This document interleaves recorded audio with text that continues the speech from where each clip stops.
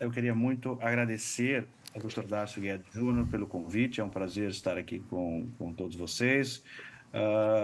Cumprimentar os demais participantes da mesa, doutor José Arimatea, doutora Fernanda, os demais autoridades presentes, né? E sem mais delongas, iniciar essa fala. E como é uma fala de um professor, é uma fala que vai ser mais provocativa e uma fala que vai aprofundar, trazer mais, problematizar para vocês, tá? Eu vou basicamente aqui dividir a minha apresentação em primeiras ideias, falar um pouco do ciclo da política pública, falar de governança, gestão, desafios, e no final vou provocá-los um pouco sobre o que pode ser os grandes problemas que nós temos aqui com a gestão dos fundos no Brasil, tá? E no mundo. Enfim, uma primeira ideia que eu queria compartilhar com vocês. Deixa eu só- Acho que parou de. Não. Não, pronto. Pronto. Pronto, vamos lá. Então, a primeira ideia que eu gostaria de compartilhar com vocês, que é uma lição que eu acho que, quando se fala de fundos, estamos falando de tudo do processo de execução orçamentária, de alocação de recursos públicos, da construção da ação coletiva, da sociedade. E algumas ideias fundamentais que eu brinco que são lições que nunca aprendemos, que são coisas que devemos sempre manter em mente e que diferem o processo orçamentário, daquele exemplo errado que em geral se traz no telejornal, em que o jornalista explica para a população, que faz a equiparação das contas públicas com as contas de uma família, porque na verdade é de uma natureza muito distinta. Né? E eu trago aqui um exemplo, né, de localidades com bastante dificuldades econômicas que mostram como alguns preceitos básicos que deveriam estar sempre na nossa cabeça em relação ao processo orçamentário às vezes são esquecidos. Para quem já viu essa palestra, eu gosto sempre de trazer esse exemplo, uma lição do estado de Meghalaya, lá na Índia, que é uma das regiões mais úmidas do planeta. Né? Para ter uma ideia aqui, eu acho que o lugar que mais chove no Brasil é na região da Serra do Mar, perto de São Paulo, chove 4.000 milímetros por ano. Essa é uma região que chove de 10 a 11 mil milímetros. É uma área extremamente alagada, de muita dificuldade para a construção de grandes obras de infraestrutura. Seria um desafio, ainda que esta região fosse uma região de altíssima renda per capita, com um PIB muito alto, ainda assim seria difícil. E o que a população local aprendeu a fazer? Com o tempo, as chamadas pontes vivas, né, que são pontes que são construídas com as raízes aéreas das figueiras de Bengala. Né?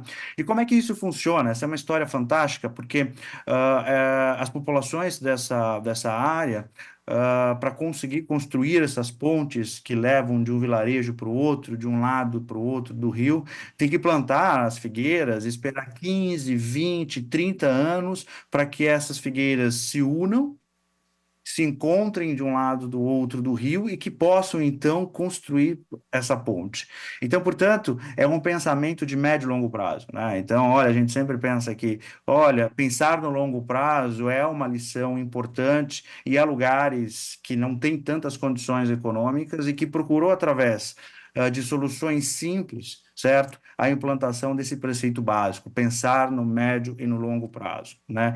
Existe um outro provérbio muito famoso, né, que quem planta tamareiras não colhe tâmaras, porque antigamente as tâmaras elas demoravam quase que 100 anos para frutificar. Hoje não é bem verdade, porque com o melhoramento da engenharia genética, hoje a gente tem uma produção no tempo muito mais curto, mas antigamente se era preciso plantar para uma outra geração, aliás, 100 anos, mais do que uma outra geração, conseguir ter acesso a a tâmara. Então, o que que eu quero trazer o que que eu quero trazer de importante, destacar para vocês com esses exemplos?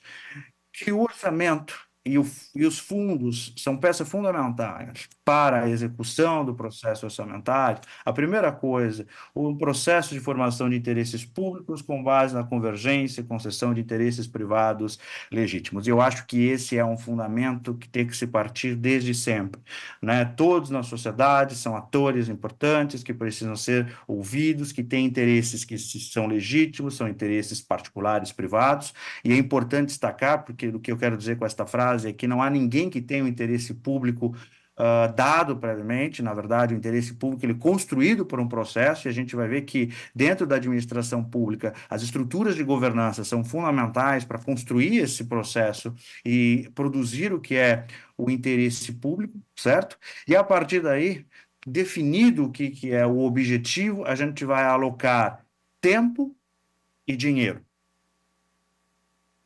E dinheiro. E, em geral, nós pensamos sempre o orçamento como uma alocação de recursos, e, na verdade, essa é uma ideia equivocada, porque, ao desenhar o processo orçamentário, nós temos que pensar a escolha das políticas e distribuí-las ao longo do tempo. Afinal de contas, a administração pública pode tudo o que quiser e for tecnicamente possível dentro de um espaço de tempo e dentro de uma quantidade de recursos. Naturalmente, os seus recursos são mais escassos, vai se precisar de mais tempo para se entregar aquilo que foi desejado. Se os recursos são maiores, é possível entregar com mais rapidez, mas não importa, mesmo assim, nós teremos que escolher entre diversas alternativas para implementar a política pública, para quem escolher aquela combinação que tenha o menor tempo possível e a menor quantidade de recursos. Então, nessa primeira fala, eu gostaria de trazer aqui para a nossa discussão o quanto que os fundos eles podem ser essa peça importante para construir políticas públicas que sejam pensadas para médio e longo prazo, ao longo do tempo. E lembrando, né, eu gosto muito da figura das figueiras, esta figura aqui emblemática, que nós temos já essa construção aqui no Brasil. O Sistema Único de Saúde é uma estrutura robusta, é uma estrutura permanente, é uma estrutura que pensa a médio e longo prazo, e nós estamos, então, e aí eu parabenizo muito o Dr. Darcy e os demais aqui pelo próprio evento, construindo, então, essas estruturas desse sistema, e estruturas, inclusive, que ajudem a pensar no médio e no longo prazo. E lembrando, a partir disso, construindo essa capacidade de olhar a médio e longo prazo, desenhar um que é um SUS 2030, 2040, 2050, tudo o que nós possamos sonhar e que seja tecnicamente possível vai ser alcançável. Porém, a partir disso, a gente vai então ter que desenhar essas trajetórias. E eu vou falar um pouco mais para frente, porque ao desenhar essas trajetórias, inclusive, a gente vai descobrir o quanto que nós precisamos de recurso, o quanto que nós não temos de recurso, e vamos chegar em questões muito práticas, como fazer a gestão de caixa lá dentro de um fundo. Certo? Então, esse é o primeiro ponto. A administração pode tudo o que quiser e for tecnicamente possível, dado que ela orça ao longo do tempo e a quantidade de recursos disponibilizados pela sociedade. Claro. Veja, isso pode parecer um pouco utópico, eu gostaria até de fazer uma pequena digressão a respeito, mas aqui é importante dizer que isso não é utópico, e pelo contrário, na verdade, é um reconhecimento de como as coisas funcionam, e a partir disso ter uma noção prática, muito pragmática de como atuar e como conseguir avançar passo a passo. Porque se eu consigo introduzir a dimensão tempo dentro da política pública e consigo imaginar trajetórias de médio e longo prazo na política pública, eu consigo escolher o que eu posso resolver hoje. E não fico, por exemplo, preso às vezes, na tentativa de implantação de políticas que não estão maduras ainda para serem implementadas. Ou seja, ao enxergar o tempo, se percebe o quanto que eu posso ou não dar aquele passo ou evitar dar um passo em falso.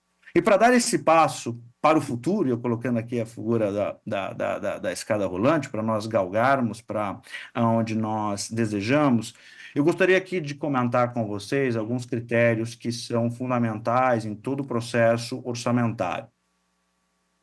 Então, veja, tudo que se faz em termos de orçamento, que seja da gestão do fundo, que seja do planejamento orçamentário, que seja da construção dos documentos de planejamento de médio e longo prazo, que seja do desenho das políticas, que seja do desenho da intersetorialidade das políticas, esses critérios aqui, eles precisam ser sempre obedecidos. E eles são regras práticas, simples, e eu diria nada fáceis de serem atendidas, porque, na verdade, elas demandam um nível muito alto de qualidade de execução da política pública. Eu diria que o primeiro ponto, e eu gostaria aqui então que depois, em todas as mesas, pudesse ser debatida a ideia da consistência. As políticas que são tomadas, elas precisam ser consistentes, desde o seu desenho da política, depois até o levantamento de como vai ser a estrutura de financiamento, depois a implementação e a própria forma como o financiamento vai ser feito. As políticas elas precisam ser consistentes, porque o que eu faço hoje precisa ser consistente do que eu planejo fazer amanhã e o que eu planejo fazer depois de amanhã. Sem consistência, é natural saber, entender que a própria política pública ela vai ser inconsistente. O que é inconsistente não se sustenta, não fica de pé e não consegue entregar resultados. O segundo ponto, que é fundamental, é o realismo. As políticas públicas e a gestão do fundo, ela precisa ser realista. Isso parece quase que algo evidente, óbvio, mas, na verdade, muitas vezes nós dizemos isso nos estudos das políticas orçamentárias, em que as pessoas, os atores, na verdade, muitas vezes fogem do realismo. É muito comum nós termos políticas tomadas em função de ideias utópicas, um pouco de wishful thinking, de um desejo, de um anseio de realizar aquela política pública imediatamente, quando ainda não há possibilidades, e no final das contas nós temos um orçamento totalmente irrealista. E no caso de, de países federativos, o realismo ele também tem que ser tomado do ponto de vista da relação federativa, né? O quanto que é realista que estados, municípios consigam implementar aquelas políticas, o quanto que é realista que toda a cadeia que se tem dos diversos níveis da federação consigam trabalhar em harmonia para implementar as políticas públicas. Então, o critério do realismo é um critério que parece óbvio, mas quando se para analisá-lo, percebemos que, na verdade, esse é um critério que cobra muito do gestor público. Ser realista não é fácil, porque, na verdade, envolve não apenas entender o que é possível, mas também engolir, né, de uma forma dura, o que a incapacidade que se tem naquele momento. Eu não consigo realizar aquilo hoje. Eu vou ter que criar condições para o futuro e o que eu gostaria de fazer, eu tenho que admitir que hoje não é possível e vou trabalhar para o que é possível.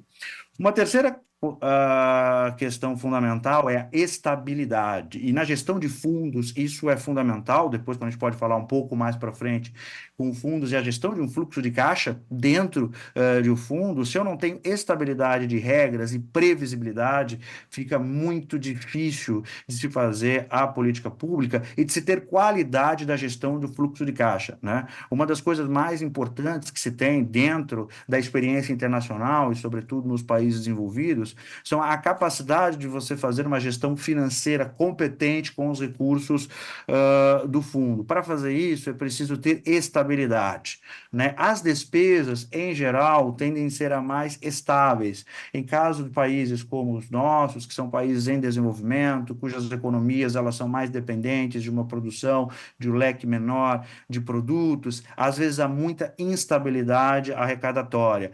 Há também muitas vezes, e aqui eu acho que é uma questão que nós podemos tratar diretamente nesse fundo, há também instabilidade de regras. E fica muito difícil para um gestor de um fundo, seja qualquer tipo de fundo, montar uma planilha para tentar construir o fluxo de caixa, de entradas e saídas, e fazer o básico da gestão de caixas, se as regras elas não são estáveis. Um quarto ponto que é fundamental, e eu gostaria aqui de também trazer, é a seletividade. A seletividade, ela envolve, num primeiro momento, a capacidade de encontrar os bons projetos.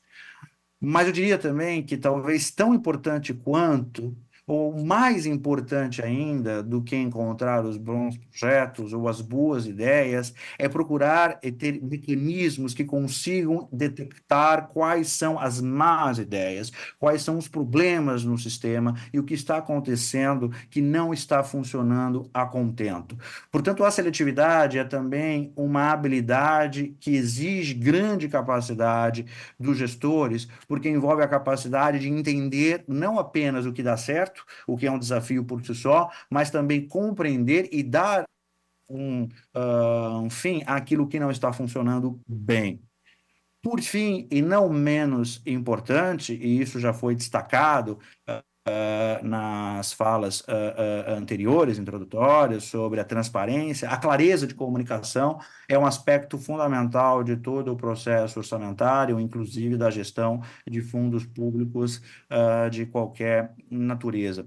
E nesse aspecto aqui, eu gostaria de destacar dois elementos fundamentais da transparência que são super importantes e muitas vezes um deles é deixado de lado. A transparência pode ser pensada como uma transparência externa, que é aquela com a população, na qual os mecanismos de controle social vão trabalhar e ajudar a monitorar a política pública, a fazer o controle da política pública, mas existe uma outra transparência fundamental, que é a transparência interna, na qual todos os atores do sistema conseguem ler as informações, há uma produção boa de informações, e isso é fundamental para que a própria política pública tenha segmento. Né? Os atores conhecem, os atores sabem o que estão acontecendo, o sistema consegue se ler e entender. Portanto, clareza de comunicação é um critério excelente, não apenas para fora, para a sociedade civil, para a população, mas é um critério fundamental interno também da qualidade da política pública.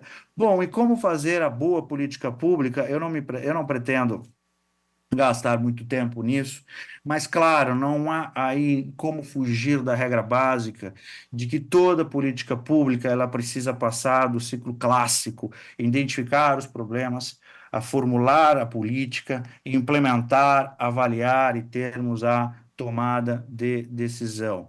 Portanto, o quanto que a gestão dos fundos pode ser útil no processo de identificação dos problemas, de formulação das políticas, de implementação, da avaliação e da tomada de decisão. Todos os critérios de avaliação envolvem, por exemplo, quase todos importantes, o quanto a relação custo-benefício, qual é o valor que foi gasto, e, portanto, a gestão do fundo, a gestão dos desembolsos, ela é fundamental por gerar dados que vão ser fundamentais, inclusive, para o desenvolvimento dessas métricas de acompanhamento e monitoramento. Portanto, nós temos aqui um papel ativo da gestão dos fundos, que vai muito além da gestão do caixa, mas também da produção de dados, para que seja possível, para que todo esse desenho da política seja realizado. Né? E é claro que isso aqui eu não pretendo me aprofundar nesse aspecto, passo aqui rapidamente, mas há aqui um enorme universo de questões que podem ser entradas, podem ser aprofundadas em relação ao processo de construção de um instrumento de monitoramento e avaliação da política, certo? Quais são as necessidades, qual é a teoria da mudança, qual é o plano de monitoramento, qual é o plano de avaliação, qual é todo o processo de implementação, qual que é a avaliação de resultado. E eu diria aqui, com uma provocação a todos aqui que estão na lida diária da gestão dos fundos, como que o fundo pode ser um competente produtor de informação para esse quadro de avaliação? Como o fundo pode ser um mecanismo, um ator importante dentro deste critério, deste processo de avaliação da política pública? Bom, dito isso, como isto se implementa? E eu gostaria aqui de gastar rapidamente algumas palavras sobre esse processo. Aqui nós precisamos pensar, dentro da administração pública, de dois conceitos chaves: a governança e a gestão. A governança é aquilo que define o que deve ser feito, ela estabelece a missão, a visão, os objetivos da organização. A governança, de fato, ela define a política pública dentro dos seus mecanismos, sejam os seus mecanismos de participação, sejam os seus mecanismos decisórios internos entre os diversos entes federativos. Ela produz o que vai ser a política pública. A gestão, a partir daí, ela vai definir como deve ser feito, implementa as estratégias e políticas para atingir os objetivos definidos pela governança. E é claro que isto é algo que vive de maneira dependente um do outro, os limites, no final das contas, não são tão claros, mas é importante que se tenha aqui em mente em que há instrumentos de governança e há instrumentos de gestão, e sem dúvida alguma, os fundos têm um dos papéis centrais dentro de todo o processo de gestão da política pública de saúde. Né? Então, diria que a gestão é o sistema, a governança, perdão, é o sistema de direção e controle, é o estabelecimento de políticas, normas e procedimentos, é o estabelecimento das regras de responsabilidade, transparência, e aqui nós temos diversos elementos importantes de governança do SUS, não pretendo ser exaustivo, mas temos os conselhos de saúde, as conferências de saúde, as comissões intergestores, o CIT, o CIB, e todo esse processo amplo, rico, que já está bem estruturalizado dentro do Sistema Único de Saúde. É importante, portanto, definir em que temos mecanismos de governança e, a partir daí, nós temos que, então, pensar dentro dos mecanismos, dos instrumentos de gestão, certo? Ou seja, o processo de administrar, coordenar os recursos para atingir os objetivos que foram definidos de maneira eficiente e eficaz. E, portanto, de uma forma mais prática, pensando nos critérios de policy making, como que nós podemos pensar em fundos que sejam agentes eficientes e eficazes dentro do processo de estruturação do financiamento, dentro do processo de monitoração, dentro do monitoramento, dentro do processo de controle da política pública de saúde e que, ao mesmo tempo, consiga aproveitar todas as possibilidades que temos da gestão de fluxo de caixa clássico, né? Então, vamos lá.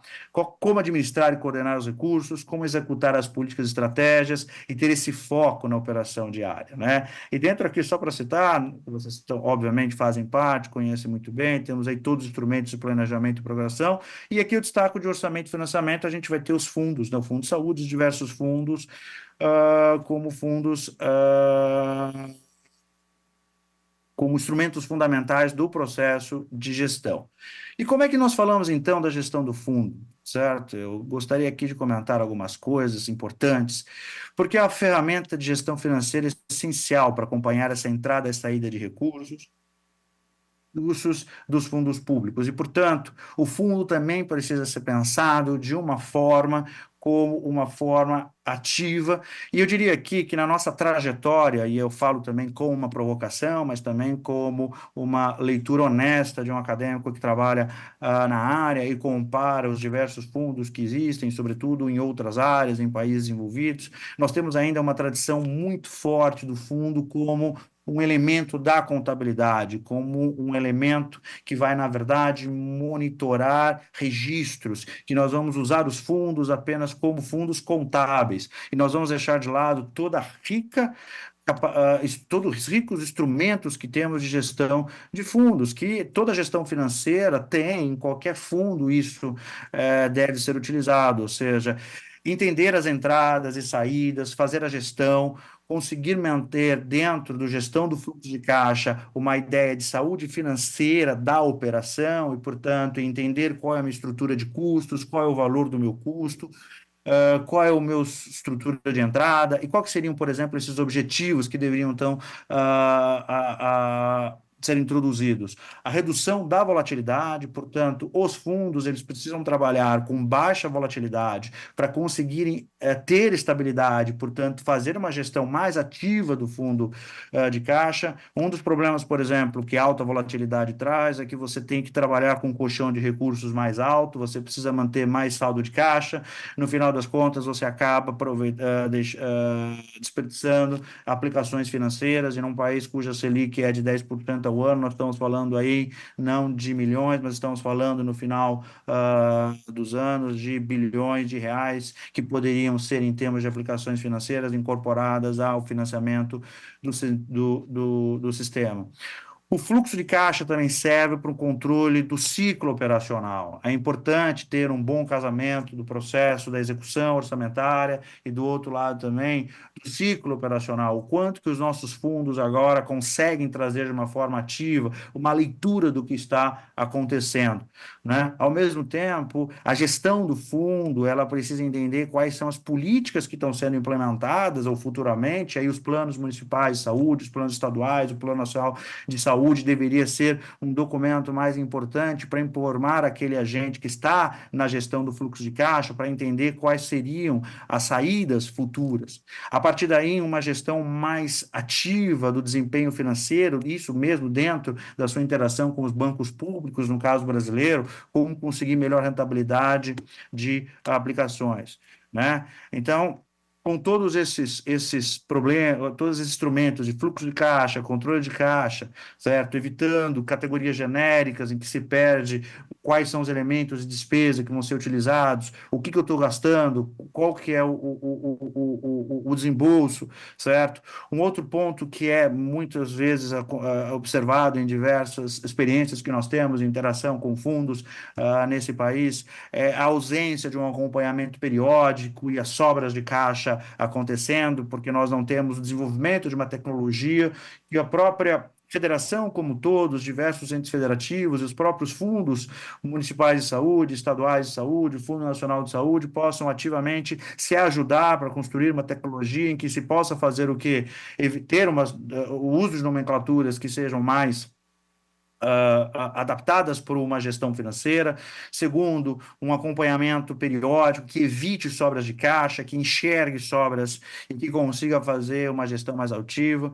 Ter, aí eu não diria tanto, mas subestimar o saldo disponível, mas ter uma noção exata do saldo, ter um controle eficiente das informações, e controle eficiente não é apenas produção de dados, mas é também a capacidade de conseguir usar esses dados para aprendizados importantes e entender quais são as falhas que nós estamos tendo, aonde nós estamos colocando recursos de mais, aonde nós estamos colocando recursos de menos, aonde as regras estão acabando sendo não tão pró-implementação e, portanto, elas demandam uma implementação e como os recursos podem ser alocados de um lado para o outro, certo? E não realizar o que a gente chama de uma gestão de riscos, que é entender, portanto, olha, se eu tenho uma demanda de política de saúde naquele território que demanda mais recursos, como a minha gestão de caixa já pode sinalizar que isso é um problema, que eu não vou ter caixa para aquela política. Isso é algo que um fundo pode prover de informações para o próprio gestor e depois para o próprio sistema de governança. E chegando aqui já, finalmente, com um pouco de conclusões e provocações, e aí eu peço desculpas, mas eu acho que é o nosso papel como acadêmico, professor, sempre trazer provocações para reflexão, né? Nós temos aqui na nossa leitura uma situação, problema, que eu diria que nós temos repasses de recursos realizados por inúmeras contas bancárias, por questões legais que faziam e fazem sentido em função da natureza regulatória, de compliance, como eu diria, numa natureza muito mais de controle do uso de recursos, o que acaba levando à existência de dezenas de milhares de contas com recursos pulverizados em contas com saldos baixos. E isso, na verdade, é importante destacar que vai contra os preceitos básicos da administração financeira consagrados em todo o planeta, que indica a centralização dos recursos em um número menor de contas, não que essas contas não possam ser divididas em subcontas. A questão não é essa, a questão é a capacidade de ter um monitoramento e não deixar para trás nenhum real. A melhoria da contabilidade, ela precisa também facilitar o controle de uso de recursos vinculados de uma forma muito mais leve, né?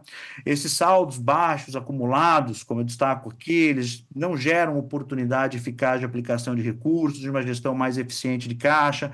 Pelo contrário, no final das contas, você não consegue aproveitar sinergias de gestão de capital de giro, nem a aplicação de sobras e investimentos mais rentáveis nos bancos públicos. E lembre-se sempre, num país cujos juros são altos, a contrapartida disso é que nós temos uma quantidade bem razoável de aplicações cujo risco é muito baixo e que fornecem uma rentabilidade bem atrativa para esses fundos. Então, portanto, essa gestão pulverizada acaba reduzindo a capacidade de se aproveitar essas aplicações financeiras que poderiam acrescentar ao sistema uma quantidade não desprezível de recursos, certo? Isso sem deixar também de lado o desafio, né, para o próprio gestor de conseguir navegar por essa miríade de regras, que, claro, elas têm um objetivo muito nobre, que é garantir a implementação e a compliance, mas acabam gerando uma sobrecarga de gestão, certo? E como nós brincamos, a gestão de caixa deixa de ser um instrumento para a gestão e passa a ser um problema, né? Então, eu diria aqui que os desafios, né, que se colocam, seria entender a natureza dessas contas existentes e talvez propor uma taxonomia dos principais tipos de conta, uma forma de racionalização que possa facilitar a leitura desses dados e a geração de informação rápida para o gestor, estudar as soluções alternativas para aperfeiçoar a gestão da caixa, gestão de caixa da saúde, e eu acho que isso envolve o espírito desse encontro, que é a troca, é o desenvolvimento de uma tecnologia de gestão de caixa que possa ser compartilhado pelos quase 5.600 fundos que existem no Brasil, e aprendendo muito também com as experiências estrangeiras. É possível também propor melhorias na eficiência da gestão de recursos, como eu digo, melhorando a forma de aplicação e não deixando o dinheiro perdido em contas pulverizadas com baixos valores, otimizando, portanto, esse processo. E, por fim, não menos importante, conseguindo estabelecer um arcabouço de governança da gestão dos fundos, em que se possa estabelecer critérios de consistência, realismo, estabilidade, seletividade, clareza de comunicação, para que nós possamos conseguir continuar nessa nossa construção dos sistemas universais, dos sistemas nacionais de saúde, que são peça fundamental, não apenas no desenvolvimento do Brasil, não no desenvolvimento dos países vizinhos, latino-americanos, que aqui estão conosco, mas, sem dúvida alguma, num grande avanço que a humanidade registrou nesses últimos 100 anos em todo o mundo. Ou seja, um processo importante em que nós temos que continuar avançando e criando as pontes, assim como os antigos faziam, construindo suas pontes sem recursos, e agora nós, com recursos, com diálogo e com capacidade de gestão, podemos avançar, e eu diria que avançar muito rapidamente. Enfim, essas são as reflexões que eu digo, e eu falo, nós temos que pensar aqui para 2030, 2040, 2050, e essas são as palavras que eu gostaria de trazê-los aqui para começar os nossos debates, a apresentação. Novamente, agradeço muito, lamento de não poder estar com vocês nesse auditório tão bonito e com tantas pessoas interessantes para conversar e debater, mas aqui são as palavras que queria trazer para a minha contribuição. Muito obrigado.